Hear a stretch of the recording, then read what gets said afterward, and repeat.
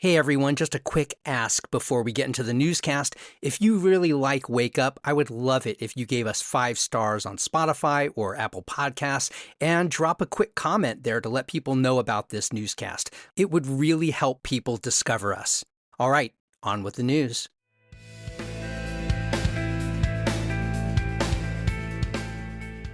Wake up, Asheville. You made it through the week. I'm Matt Peiken, and this is your Friday newscast for January 9th.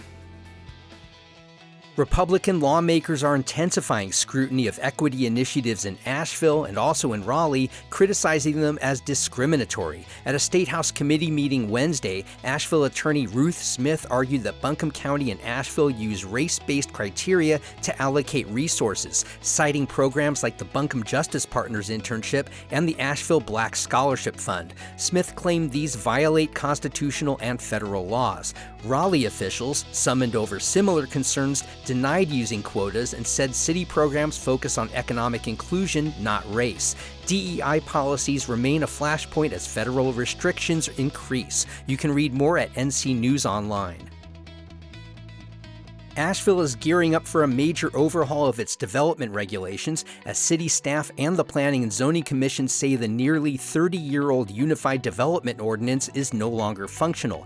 The update will align with the city's 2018 comprehensive plan and incorporate lessons from recent crises like the COVID-19 pandemic and Tropical Storm Helene. The multi-year process will begin in the middle of this year, with new rules likely not adopted until 2029. Officials say interim surgical fixes may continue in the meantime. Read more about this in the Citizen Times.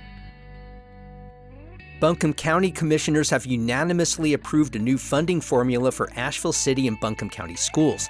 The change ties nearly 38% of county property and sales tax revenues to school funding, aiming to create a more stable, predictable budgeting process. Previously negotiated annually, the new model offers a fixed baseline that can adjust for enrollment shifts or emergencies. School funding is the county's largest general fund expense, now totaling $117 million.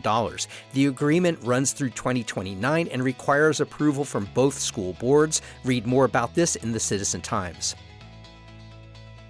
North Carolina's full-service community schools program is in jeopardy following a sudden federal decision to cut funding by year's end.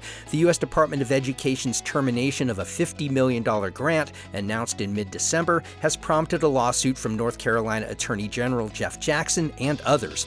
Here in Western North Carolina, 9 schools in Asheville City and Buncombe County are already implementing the program, which aims to boost academic achievement and racial equity through on-site coordinators, after-school activities, and family support. Future rollout in Swain and Graham counties is now uncertain. Read more about this in the Smoky Mountain News.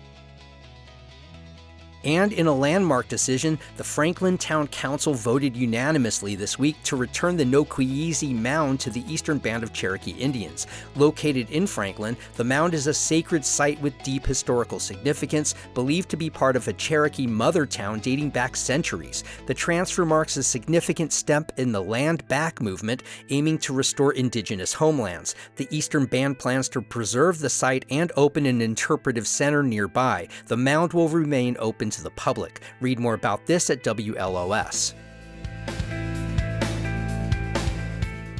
If you haven't already, sign up for our free daily newsletter. It's basically this newscast in written form. Go to wakeupavl.transistor.fm. You can also find us on Facebook and Instagram at wakeupavl. And please share this podcast with your Asheville friends. I'm Matt Peiken. Thanks for starting your weekdays with Wake Up Asheville.